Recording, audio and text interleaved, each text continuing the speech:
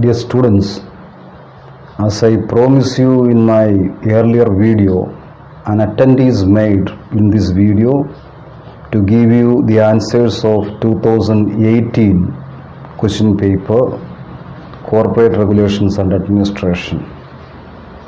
ഈ ഒരു ആൻസർ ഞാൻ ഹാൻഡ് റിട്ടൺ ആയതുകൊണ്ട് നിങ്ങൾ ഈ വീഡിയോ വാച്ച് ചെയ്യുമ്പോൾ ഓഡിയോയും അതുപോലെ തന്നെ സൈഡിൽ കൊടുത്തിരിക്കുന്ന നോട്ടും ഒരേ സമയത്ത് തന്നെ വാച്ച് ചെയ്യണം. പലപ്പോഴും ഈ ഹാൻഡ് റൈറ്റിംഗ് നമുക്ക് വായിക്കാൻ പറ്റിയില്ല എന്ന് വരാം. കാരണം ഓരോരുത്തരുടെയും ഹാൻഡ് റൈറ്റിങ്ങിന് അതിൻ്റേതായ പ്രത്യേകതകൾ കാണുമല്ലോ.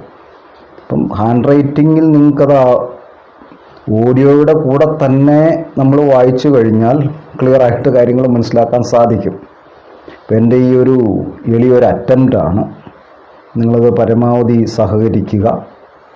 ഇത് നമ്മളൊരു ഡിസ്കസ് ചെയ്ത് കഴിയുമ്പം ഒരു ക്വസ്റ്റ്യൻ പേപ്പർ അതൊരു 40 മിനിറ്റോ അല്ലെങ്കിൽ 50 മിനിറ്റോ കൊണ്ട് തീരണമെന്നില്ല. അപ്പം അതുകൊണ്ട് ഈ ഒരു ക്വസ്റ്റ്യൻ്റെ ഡിസ്കഷൻ നമ്മൾ ചിലപ്പം 2 or 3 വീഡിയോ ആയിട്ട് മാറിയെന്നും വരും, ഒരു 30 മിനിറ്റ്സിൻ്റെ. അപ്പം അതും കൂടി ഞാനിപ്പോൾ പറയാൻ ആഗ്രഹിക്കുകയാണ്. അപ്പോൾ നമ്മൾ 2018 കോർപ്പറേറ്റ് റെഗുലേഷൻസ് ആൻഡ് അഡ്മിനിസ്ട്രേഷൻ്റെ ക്വസ്റ്റ്യൻ പേപ്പറാണ്. അപ്പോൾ ആദ്യത്തെ ഒരു ക്വസ്റ്റ്യൻ പറഞ്ഞിരിക്കുന്നത് define company as per section 2 subsection 20 of the companies act 2013. ഇത് ആ കമ്പനീസ് ആക്ടിൽ കൊടുത്തിരിക്കുന്ന ഡെഫിനേഷൻ അതേപടി എഴുതിയാൽ മതി. ഇപ്പോൾ കമ്പനീസ് ആക്ടിൽ പറഞ്ഞിരിക്കുന്നത് according to section 2 subsection 20 of the companies act 2013, company means a company incorporated under this act or any of the previous company law 2020 act പ്രകാരമോ അല്ലെങ്കിൽ അതിന് മുമ്പുള്ള ഏതെങ്കിലും ലോ പ്രകാരമോ ഇൻകോർപ്പറേറ്റ് ചെയ്തിരിക്കുന്ന കമ്പനികളാണ് കമ്പനികളായിട്ട് അറിയപ്പെടുന്നത്. അപ്പോൾ അതാ ഇൻവേർട്ടഡ് കോമയിൽ ഫുൾ സ്റ്റോപ്പ് ഇട്ട് കഴിഞ്ഞാൽ ഇതിന് 3 മാർക്കാണ്, 3 മാർക്ക് 2 ആണ് 2 അത് കിട്ടിയിരിക്കും. എക്സാക്റ്റ് ഡെഫിനേഷനാണ് നമ്മൾ കൊടുക്കുന്നത്. Then second question is what do you understand by the term registered company. അപ്പം അതും ഇതേ ഡെഫിനേഷൻ പോലെ തന്നെയാണ്. രജിസ്റ്റേർഡ് കമ്പനി എന്താ? Company registered and formed. Registered companies are companies registered and formed under the companies act 2013 or any earlier companies acts. 2013 ആക്ടിലോ അല്ലെങ്കിൽ അതിന് മുമ്പുള്ള ഏതെങ്കിലും ആക്ട് പ്രകാരമോ രജിസ്റ്റർ ചെയ്തിരിക്കുന്നതോ ഇൻകോർപ്പറേറ്റ് ചെയ്തിരിക്കുന്നതോ ആയ കമ്പനികളാണ് രജിസ്റ്റേർഡ് കമ്പനികൾ. Then a registered company may be a company limited by shares, limited by guarantee, or C, an unlimited company. Then the third question is, what are the steps involved in formation of a company? നമ്മൾ ആ ഒരു കമ്പനിയുടെ ഫോർമേഷനുമായിട്ട് ബന്ധപ്പെട്ട് വന്നിരിക്കുന്നത് അടുത്ത പേജിലേക്ക് എൻ്റെ answer മാറിയിട്ടുണ്ട്. അപ്പോൾ അത് ഫോർമേഷനുമായിട്ട് ബന്ധപ്പെട്ട് വരുന്നത് എന്തൊക്കെയാണ്? steps involved in the formation of a company, then promotion, secondly registration or incorporation, then raising of capital, commencement of business. വേണമെങ്കിൽ ഇത് ഓരോന്നിനും ഓരോ ചെറിയ സെൻറ്റൻസിൽ എക്സ്പ്ലനേഷനും കൂടി കൊടുക്കാം. അപ്പം steps in the formation of a company എന്താ? Promotion, registration or incorporation, raising of capital, commencement of business. Then the fourth question is what is the significance of an underwriting contract. ഒരു അണ്ടർറൈറ്റിംഗ് കോൺട്രാക്റ്റിൻ്റെ പ്രാധാന്യം. അപ്പോൾ അത് 2 കാര്യങ്ങളാണ് അണ്ടർറൈറ്റിംഗ് കോൺട്രാക്റ്റിൻ്റെ significance ആയിട്ട് വരാവുന്നത്. ഒന്നെന്താണ്? അണ്ടർറൈറ്റിംഗ് contract എൻഷൂഴ്സ് minimum subscription. ഇപ്പോൾ ഒരു അണ്ടർറൈറ്റിംഗ് contract എന്താ? ഒരു പബ്ലിക് ഇഷ്യൂ സമയത്ത് മിനിമം സബ്സ്ക്രിപ്ഷൻ ഉറപ്പാക്കുകയും and guarantees the successful completion of public issue of securities by a company. 2 കാര്യങ്ങൾ. ഒന്ന് ensures minimum subscription and again underwriting guarantees the successful completion of public issue of securities by companies. Minimum subscription raise ചെയ്യാൻ പറ്റുന്നില്ല എങ്കിൽ കമ്പനികൾക്ക് ആ ഇഷ്യൂമായിട്ട് മുന്നോട്ട് പോകാൻ പറ്റില്ല. ഈ 2 കാര്യങ്ങൾ ഉറപ്പാക്കുക എന്താ ചെയ്യുന്നത്? അത് അണ്ടർറൈറ്റിംഗ് കോൺട്രാക്റ്റുകളാണ്. Then the fifth question is entrenchment of articles. ആർട്ടിക്കിൾസിൽ എൻട്രൻസ് ചെയ്യുക അല്ലെങ്കിൽ ആർട്ടിക്കിൾസിൽ നിന്ന് കടന്നു കയറുക. അപ്പോൾ അത് ആർട്ടിക്കിൾസിൽ ഒരു പ്രത്യേക പ്രൊവിഷനാണ്. As per section 5 subsection 3 of the companies act 2013, entrenchment is a provision which makes certain amendments either more difficult or impossible. അപ്പോൾ എന്താ?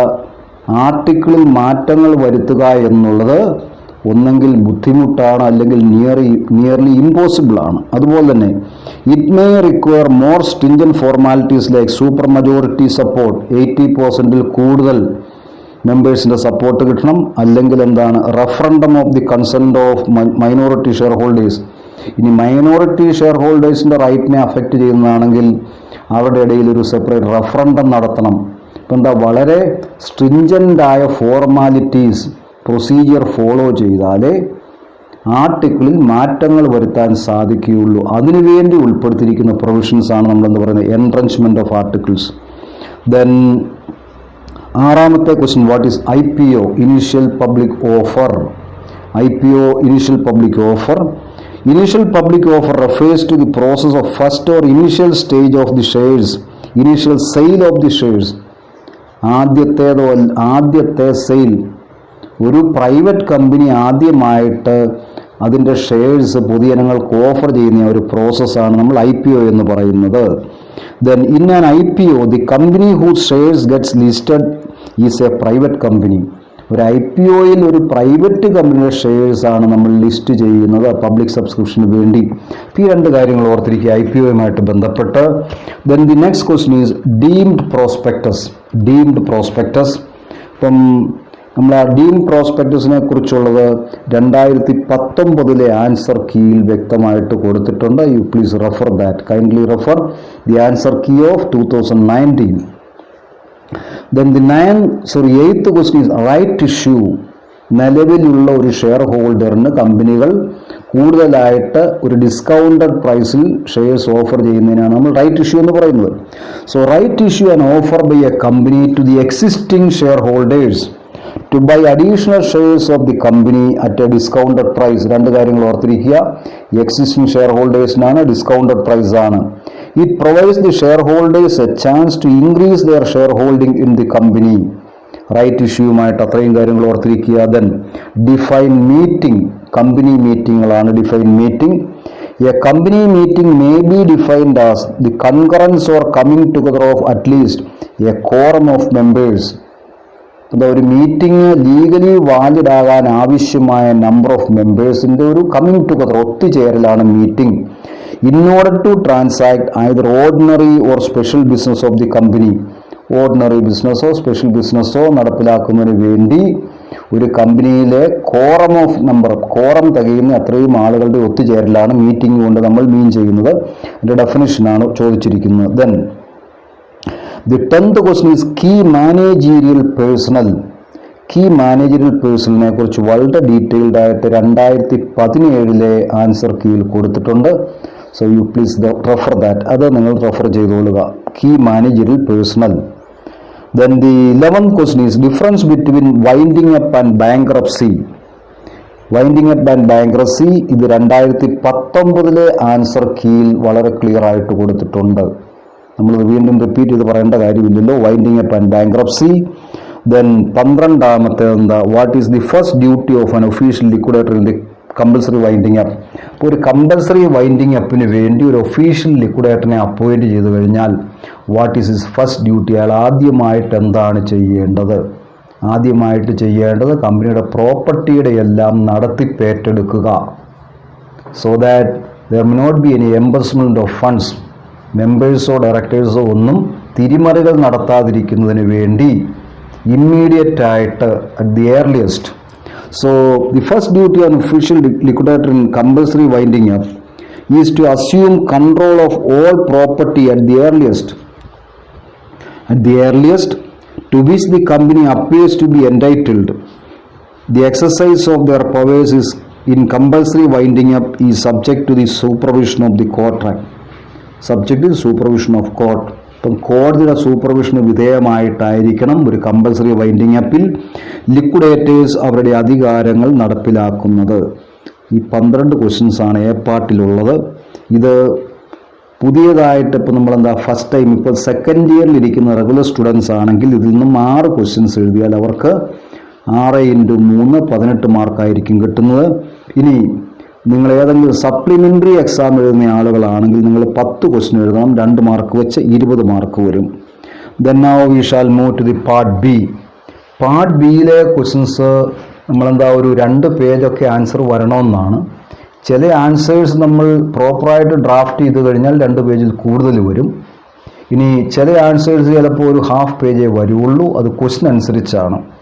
Anyway, the first question, explain the administrative framework of company law in India. Company ലോയുടെ administrative framework എന്താണ്? അതൊരു lengthy ആൻസറാണ്. അപ്പോൾ നിങ്ങൾക്ക് വേണമെങ്കിൽ ഞാനത് ഇടയ്ക്കൊരു പറയുമ്പോൾ വേണമെങ്കിൽ നിർത്താം, അല്ലെങ്കിൽ നിങ്ങൾക്ക് ലെങ്തി ആയിട്ടും കൊടുക്കാം. Administrative framework of company law in India. The constitution of India west administration. Administration എന്താ? ഇന്ത്യയുടെ ഭരണഘടന കമ്പനികളുടെ അഡ്മിനിസ്ട്രേഷനെ സംബന്ധിച്ചുള്ള അധികാരങ്ങളെല്ലാം തന്നെ സെൻട്രൽ ഗവൺമെൻറ്റിലാണ് കൊടുത്തിരിക്കുന്നത്. Companies act 2013 is the principal legislation dealing the administration of companies. അപ്പം അറ്റ് പ്രസൻറ്റ് 2013 കമ്പനീസ് ആക്ടാണ് കമ്പനികളുടെ അഡ്മിനിസ്ട്രേഷനുമായിട്ടുള്ള main legislation.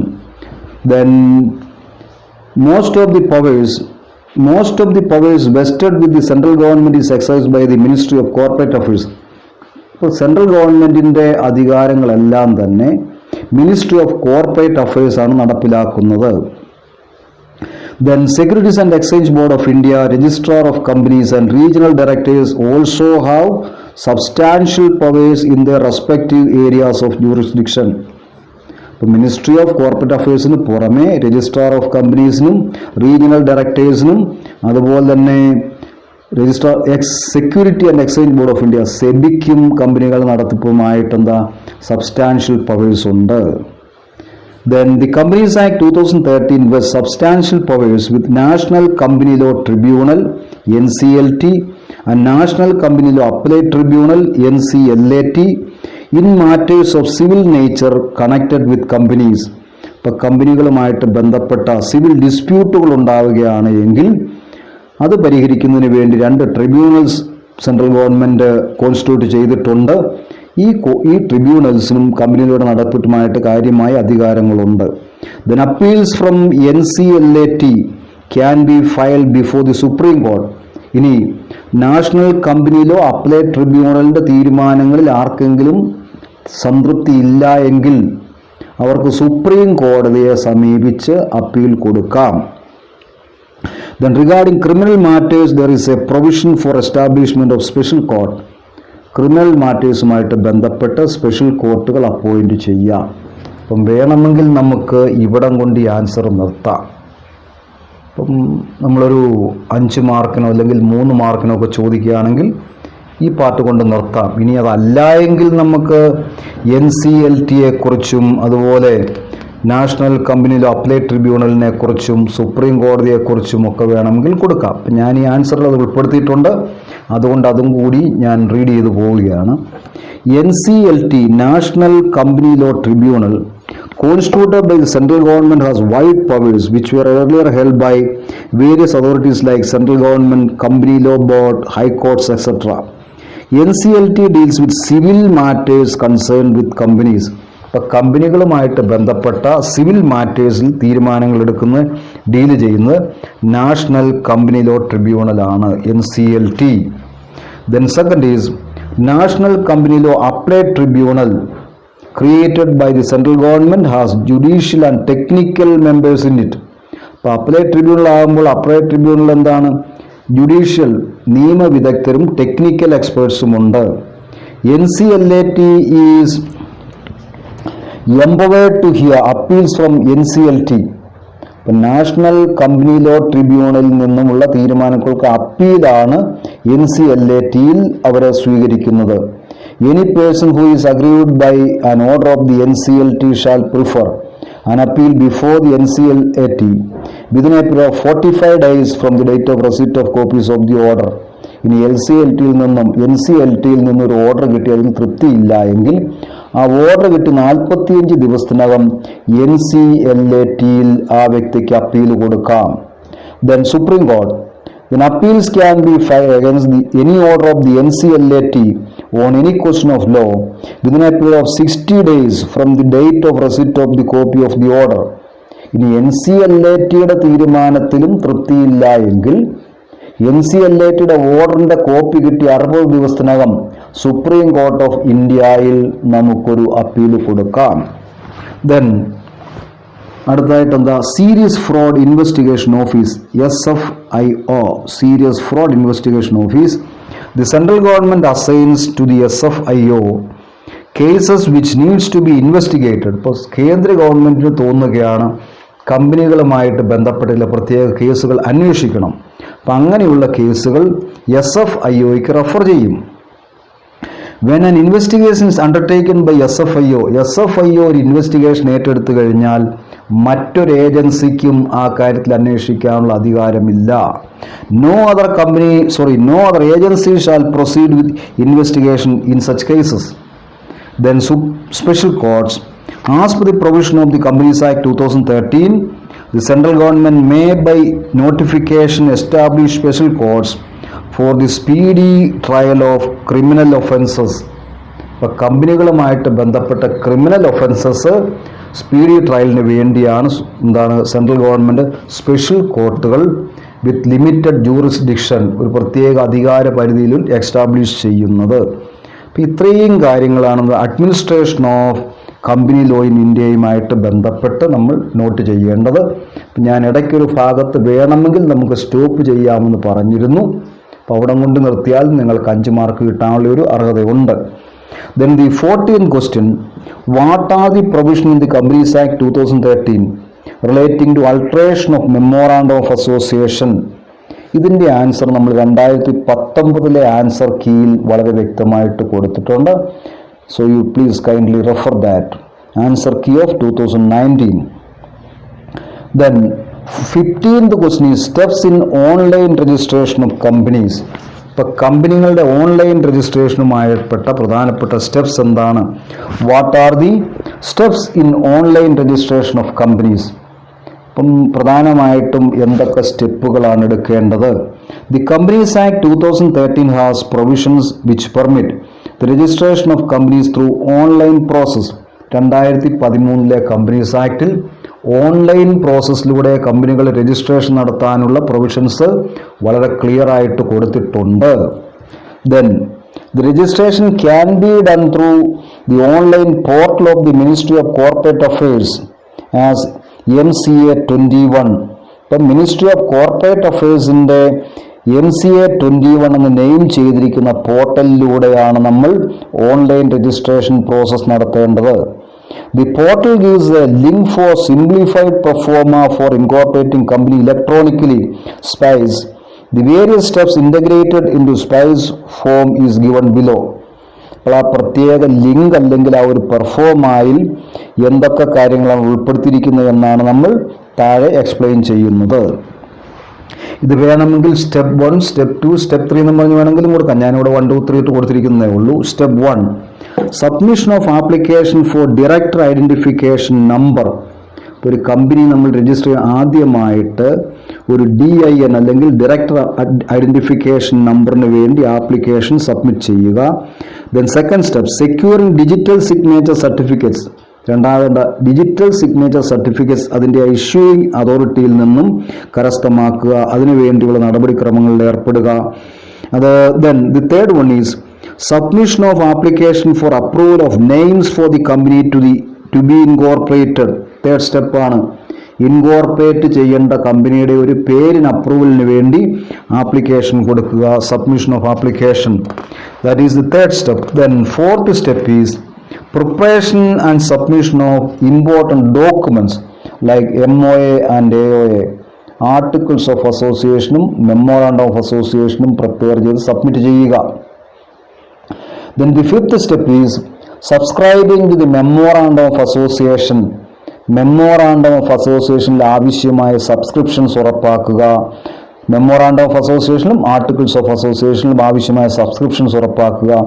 Then the sixth step is submission of declaration regarding the fulfillment of requirements. അപ്പം 6ാമത്തെ സ്റ്റെപ്പായിട്ട് എന്താ പറയുന്നത്? രജിസ്ട്രേഷനുമായിട്ട് ബന്ധപ്പെട്ട എല്ലാ റിക്വയർമെൻറ്റ്സും ഫുൾഫിൽ ചെയ്തിട്ടുണ്ട് എന്നൊരു ഡിക്ലറേഷൻ സബ്മിറ്റ് ചെയ്യുക. ദെൻ 7th സ്റ്റെപ്പ്, അവസാനത്തെ സ്റ്റെപ്പായിട്ട് obtaining certificate of incorporation from the registrar of companies. Registrar of കമ്പനീസിൽ നിന്നും ഓൺലൈനായിട്ട് തന്നെ സർട്ടിഫിക്കറ്റ് ഓഫ് ഇൻകോർപ്പറേഷൻ നമുക്ക് റിസീവ് ചെയ്യാം. ഇത്രയും കാര്യങ്ങൾ എന്താണ്, ഓൺലൈൻ രജിസ്ട്രേഷൻ്റെ ഇമ്പോർട്ടൻറ്റ് സ്റ്റെപ്സ് ആണ്. 7 സ്റ്റെപ്പുകളാണ്. ഈ സ്റ്റെപ്പുകൾ എക്സ്പ്ലെയിൻ ചെയ്യാൻ പോകണ്ട, നമ്മളതിൻ്റെ ആ ഓരോ സ്റ്റെപ്പും മെൻഷൻ ചെയ്താൽ മാത്രം മതി. The next is explain DVR, differential voting right ആണ് DVR, shares with differential voting right. Then explain DVR. Section 43 of the Companies Act 2013 provides that a company limited by shares shall be entitled to issue equity shares capital with.